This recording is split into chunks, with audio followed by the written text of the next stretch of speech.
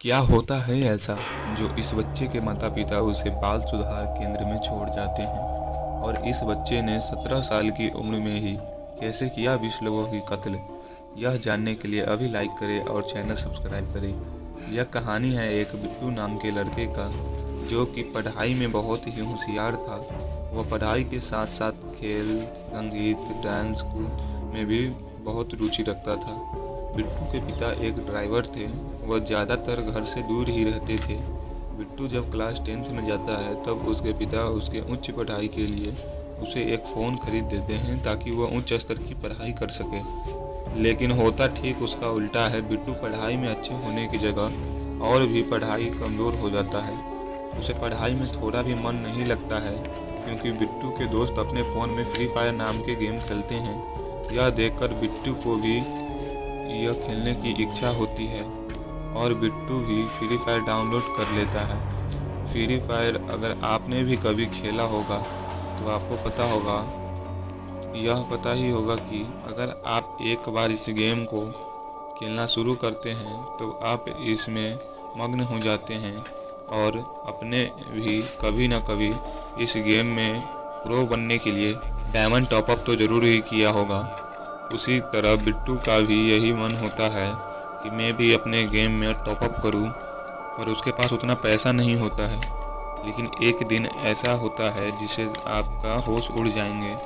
एक दिन टॉपअप करने के लिए बिट्टू अपने दादाजी के पैसे चुराता है और 5,000 रुपये का टॉपअप करता है, जिससे उसके आईडी में अच्छे अच्छे बंडल, करेक्टर सभी आ चुके थे।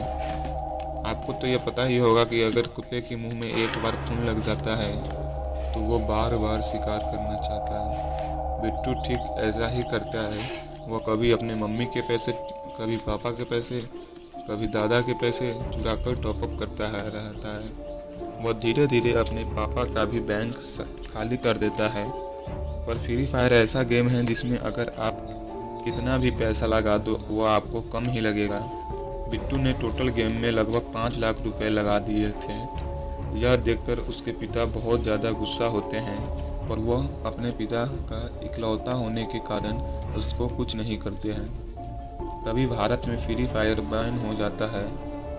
गेम बैन होने के बिट्टू के ऊपर गहरा असर होता है और बिट्टू पागलों की तरह बर्ताव करने लगता है, जिससे बिट्टू के पिता उसे डॉक्टर के पास ले जाते हैं, पर वह डॉक्टर के दवाइयों में ठीक नहीं होता है और असली जीवन को ही फ्री फायर समझ लेता है और वह चाकू लेकर हर घर से निकल जाता है और सभी के घरों में जाता है और गन ढूंढने लगता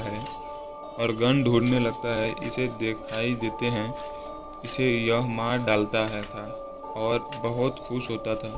तभी लोगों ने पुलिस को कॉल किया और पुलिस तब तक यह 20 लोगों को मार चुका था।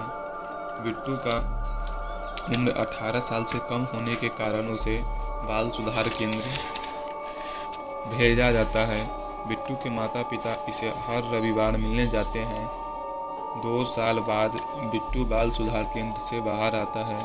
आपको क्या लगता है कि क्या वह नॉर्मल हुआ होगा या फिर पहले ही जैसा पागलों की तरह व्यवहार करेंगे?